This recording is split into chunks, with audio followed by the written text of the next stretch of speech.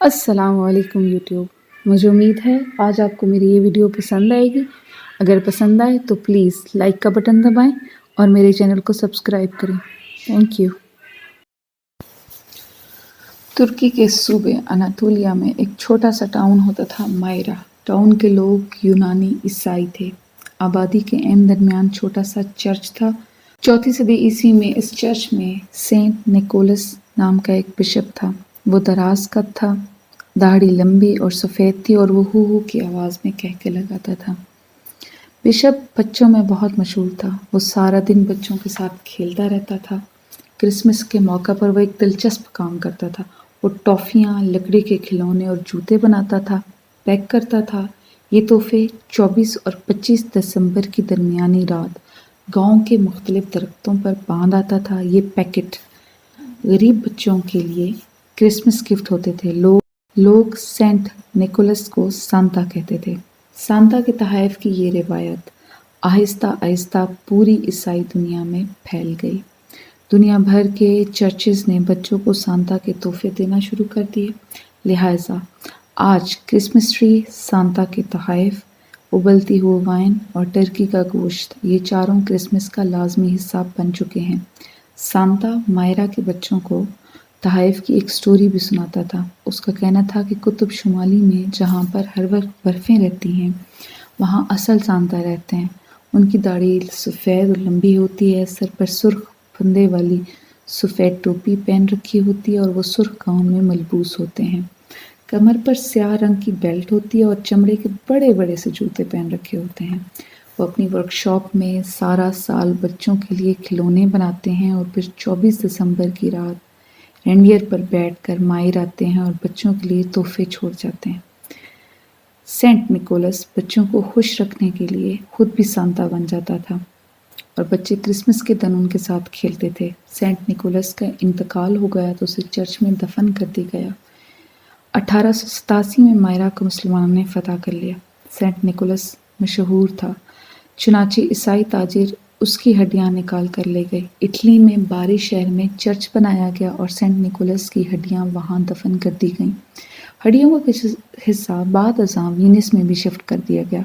1923 میں مائرا ترکی کے حصے میں آ گیا. ترکی نے مائرا کے عیسائی یونان کے حوالے کر دیا اور یونان سے مسلمان لے لیے، جس کے بعد سینٹ نیکولس کا چرچ ختم ہو گیا. مائرا کا نام آج کل ٹیمرے ہے. میں نے سینٹ نیکولس کی یہ کہانی مصر میں کوہ طور کے دامن میں واقع سینٹ کیتھرائن میں سنی تھی. سینٹ کیتھرائن دنیا کا واحد چرچ ہے جس میں سینٹ نیکولس کی پینٹنگ موجود ہے. میں نے یہ تصویر دیکھی، یہ کہانی سنی اور سانتا کلاز کی تلاش میں نکل کھڑا ہوا اور چلتا چلتا 20 فروری 1920 کو فن لینڈ پہنچ گیا. سانتا کلاز اور فن لینڈ کے درمیان میں دلچسپ تعلق ہے. پوری دنیا میں بچوں کو بتایا جاتا ہے سانتا کلاز قطب شمالی میں رہتا ہے اور یہ 24 دسمبر کی رات رینڈیئر پر بیٹھ کر بچوں کو تحائف ان کے گھروں میں دے کر آتا ہے.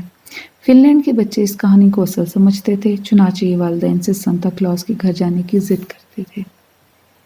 یہ ضد حکومت تک پہنچی. حکومت نے کمال کر دیا. اس نے قطب شمالی پر سانتا کلاز کا پورا گاؤں آباد کر دیا. یہ گاؤں سانتا کلاز ولیج کہلاتا ہے. گاؤں 1985 میں کھولا. یہ دیکھتے ہی دیکھتے دنیا بھر کے بچوں کا قبلہ بن گیا. دنیا کے 199 ملکوں سے 2 کروڑ بچے سانتا کو خط لکھتے ہیں. یہ خط مختلف ڈاک خانوں سے ہوتے ہوئے سانتا کے ٹاؤن پہنچ جاتے ہیں. نومبر دسمبر میں سانتا کو روزانہ 3,500 خطوط موصول ہوتے ہیں. دنیا بھر سے بچے سانتا کے ٹاؤن بھی آتے ہیں. ٹاؤن فن لینڈ کے شہر روانیامی کے مضافات میں ہے. مسافروں کو وہاں پہنچنے کے لیے ہیلسنکی سے اولو کی 1.25 گھنٹے کی فلائٹ لینی پڑتی ہے. پھر اولو سے روانیامی 3 گھنٹے کی ڈرائیو پر ہے. سانتا ٹاؤن قطب شمالی کے دائرے آرکیٹیکٹ سرکل پر آتا ہے. یہاں پر لوہے کی 2 ستون ہیں. آپ جو ہی ستونوں کے اندر داخل ہوتے ہیں آپ قطب شمالی میں داخل ہو جاتے ہیں. ٹاؤن میں سانتا کلاز کا گھر، دفتر، ڈاک خانے، ڈائننگ ہال اور پلے ایریاز ہیں. بچے آتے ہیں، سانتا سے ملتے ہیں، تصویریں بناتے ہیں اور آرکائیو میں اپنے خط دیکھتے ہیں. یہ ڈاک خانے میں سانتا کی طرف سے اپنے نام خط بھی پوسٹ کرتے ہیں۔ یہ خط ان کے واپس پہنچنے سے پہلے پہلے ان کے گھر پہنچ جاتا ہے۔ ٹاؤن میں سانتا کے محل، کافی شاپس اور ریسٹورانٹ بھی ہیں، اور سوونیر شاپ بھی، اور ان کے ہسکی کتوں اور رینڈیئر کے فارم بھی۔ ہم جمعہ کے دن 12:30 بجے سانتا کلاز کے ٹاؤن میں پہنچے۔ راستے میں شدید برف باری ہو رہی تھی، درجہ حرارت -15 سینٹی گریڈ تھا، جھیلیں اور دریا منجمد تھے، ان پر لوگ اور اسکوٹر چل رہے تھے۔ سانتا ٹاؤن بھی برف میں دفن تھا، زمین اور آسمان دونوں طرف صرف اور صرف برف ہی برف تھی۔ ہم اس برف میں راستے بناتے ہوئے سانتا کے گھر پہنچ گئے۔ ہم غالباً یہاں پہنچنے والے پہلے پاکستانی تھے، لہٰذا سانتا ہمیں دیکھ کے بہت خوش ہوا۔ وہ دیر تک کہکے بھی لگاتا رہا اور پاکستان زندہ باد کے نعرے بھی لگاتا رہا۔ ہم نے ان کے ساتھ تصویریں بنوائیں اور آرکیٹیکٹ سرکل کی تلاش میں نکل کھڑے ہوئے۔ سامنے سرخ رنگ کے 2 ستون تھے، لوگ برستی برف میں ستونوں کے درمیان کھڑے ہو کر تصویریں بنوا رہے تھے۔ آرکیٹیکٹ سرکل کے بارے میں کہتے ہیں کہ اس کی دوسری طرف خوشیاں اور پہلی طرف غم ہے۔ آپ اگر سولائزیشن کی طرف کھڑے ہوں تو آپ دکھی ہیں۔ آپ جو ہی لائن کراس کر کے قطب شمالی میں داخل ہوتے ہیں تو آپ خوش ہو جاتے ہیں۔ ہم بھی خوشی کے دائرے میں داخل ہو گئے اور دیر تک بلا وجہ کہکے لگاتے رہے۔ ہم اس کے بعد ہسکی کتوں کی گاڑیوں کی طرف چلے گئے۔ ہسکی بھیڑیے کی نسل کے کتے ہوتے ہیں۔ یہ شدید سرد موسم کے جانور ہیں۔ یہ لوگ 12 ہسکی کتوں کو گاڑی کے آگے جوت دیتے ہیں۔ کتے 3-4 لوگوں کو گھسیٹ کر جنگل میں لے جاتے ہیں۔ گاڑیاں سلیج کہلاتی ہیں۔ ہسکی ڈرائیو لائف ٹائم تجربہ ہوتی ہے۔ اللہ اگر موقع دے تو انسان کو ایک بار یہ تجربہ ضرور کرنا چاہیے۔ ہم نے بھی یہ تجربہ کیا۔ کتے ہمیں گھسیٹ کر جنگل میں لے گئے۔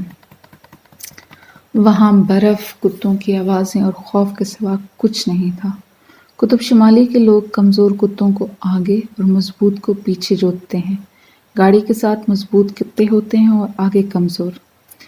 ڈرائیور مخصوص آوازیں نکالتا ہے، کتے اٹھ کر دوڑنا شروع کرتے ہیں۔ یہ آخر میں منہ سے پچ پچ کی آوازیں نکالتا ہے اور کتے رک جاتے ہیں۔